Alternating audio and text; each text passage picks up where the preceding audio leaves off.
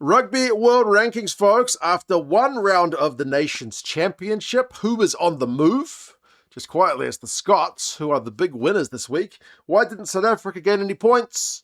And what is the change that the people at World Rugby and their infinite wisdom have made to the World Rankings, which I think is kind of stupid, but the way the calculation is done has been changed. So we'll get to that in a second, but let's have a look at the rankings and you guys can let us know your thoughts on how fair or not you think the teams are ranked. The teams which I've written in black, their numbers, that means they didn't change. Red means they went down. Green means they went up in terms of their total points total anyway. So the South Africans are in black, 93.94. No change, despite the win over England. It was a big win. But if you've been to these World Rankings updates before, you will be well aware that if you're ranked 10 points or more than the team you just beat, you cannot take any points off them. England are on 83.91. 93.94, that's just over 10 points. So the South Africans, no matter what the scoreline there, if they won, was going to mean no change to their world ranking. So steady as she goes, still clearly above everyone else. The All Blacks and the Irish, I guess, closed the gap a little, if you want to call it that. The All Blacks gained 0.71, the Irish 0.25 with their victories. And remember, it is points exchange. So whoever you beat, whatever points you gain, like the All Blacks took 0.71, that means the French lost 0.71. So it's a direct kind of transfer. So France lost some points. They're still in fourth. The Scots are the big winners with their points exchange over the Argentinians. They traded 1.21. So the Scots have gone up 2 spots in the world rankings, passing England, who are static there in 6th. And the Argentinians drop onto this kind of second column on my whiteboard into 7th. Now, some people might be asking, why is England still in 6th? Aren't they on some big losing run? The world rankings don't change really kind of dramatically usually. Like sometimes you might see big changes in terms of 2 or 3 positions in one go if the teams are clustered together, like currently Italy, Wales, and Japan are pretty close in terms of their points total. So you might see a bit more dramatic change, but it usually takes a while. Teams are often only trading 0.2, 0.5, 0.7. So the changes are not usually that kind of dramatic. It is a collective set of results that sees your change. Like Wales for a while, what was it, just before the 2019 World Cup, were the number 1 side in the world, and then they just slowly were bleeding their way down the rankings. It takes time. I know people would like the rankings to be a lot quicker, but England were on a big winning run where they built up a lot of points, and now they're just kind of slowly bleeding them away. Although, as I said, not this week because they played the Boks. So no points lost there. The Wallabies, Fiji, and Italy all lost points, but not enough to change positions. And the Welsh and the Japanese on the flip side gained some points, but not enough to trade their positions. And in the other competition, the Georgians, the US, the Chileans, the Samoans all had wins. Elsewhere, Tonga had a win over Zimbabwe. You know, Canada and Spain drew. So there were some other big results as well. It's good to see Samoa back on the board. They beat Hong Kong. What was it, 66-19? I haven't seen any of those games just yet. If any of them are particularly worth watching, you'll have to let me know. But good to see those teams in action. Georgia and Uruguay were a couple of the kind of higher ranked teams, with Georgia getting a win.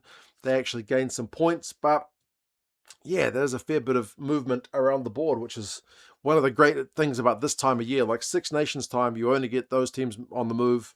Likewise, Rugby Championship time. But when it's both hemispheres in action, the board kind of goes nuts with the teams changing spots. Now, I mentioned World Rugby, as I said, in their infinite wisdom, have made a change to the way the world rankings are calculated. That change is basically to remove the current calculation which accounts for home or away advantage or disadvantage. It used to be that if you were at home, you would generally take less points, and if you were away, you would take more. So it rewarded you for getting away wins, because home advantage in rugby is genuinely very important, right? But they've taken that away now, partly because they say teams are playing games at neither home nor away. Like, look at Fiji at the moment. They are having to play their home games away from home in this Nations Championship. They're playing all 3 of their home games in the UK. So to take away the kind of confusing element of like, hey, Fiji with a home team in Wales against Wales, they've just removed the whole thing entirely. But for mine, that is stupid, because pretty much everyone else is playing. I mean, this other competition as well, seeing a lot of neutral venues too. But pretty much like the Boks were at home, the All Blacks were at home, the Wallabies were at home, like the Argentinians were at home. These are just regular home and away fixtures. You should get more points for winning away. Like that would have benefited the Scots more. The All Blacks have gained more because they won without the home advantage being calculated. They would have gained less under the old system. The Irish would have gained more for winning away. I think you should get more for winning away. It's tougher. It's easier to win at home. It's just one of those things. But to remove that added bit of complication, they've taken that factor out of the way the rankings are calculated, which I think is dumb. Like, common sense would dictate if Fiji play Wales in Cardiff for world rankings purposes, you should put Fiji as the away team because they're away from home. If it's played anywhere outside Wales or Fiji, just put it as neutral like we do for World Cups. Neutral venue is a thing as well. You just remove the calculation, but now every venue is basically just neutral. So I think personally it's dumb. But hey, you guys can let me know your thoughts. It does remove one layer of complexity from the way that the rankings are calculated. Because I used to have to say, like, oh, they're within 10 points of each other, but because of home advantage, they don't get any points because that boosts their calculation. So it's made it simplified, but I don't think simplified makes it better. I think it makes it less accurate. Personally, but as I said, you guys let me know your thoughts. Upcoming games this weekend. The All Blacks are in the same boat this week that the Springboks were in last week, in that no matter the win they get over the Italians, they can't take any points because of the big gap between the sides. But if the Italians were to get a win, they would certainly take a bucket load off the ABs. Australia and France are in kind of a nice position where the teams are close enough that no matter who wins, will at least get a decent bit of pointage. The Japanese and the Irish likewise as the All Blacks, can't take anything off Japan due to the big points difference, but Japan, like the Italians, would get a huge boost to win, potentially go 10th.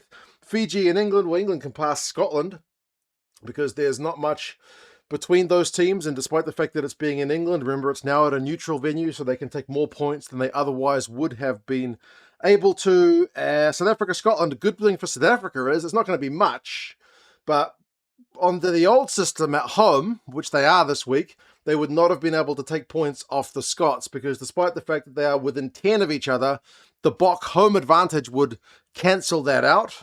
But because there's no home advantage anymore, the Boks will be able to take kind of very minor pointage off the Scots if they win.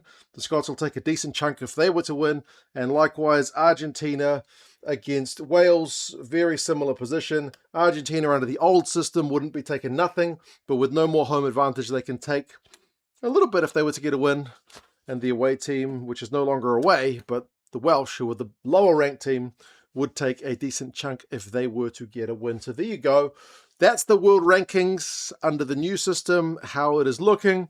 It's not going to be a massive difference this week compared to if we'd used the old calculations, but over the course of time, it will change things, I feel like, a decent amount, because basically just teams aren't going to get rewarded for away wins as much, and they will be getting rewarded more for winning at home than they otherwise would have been.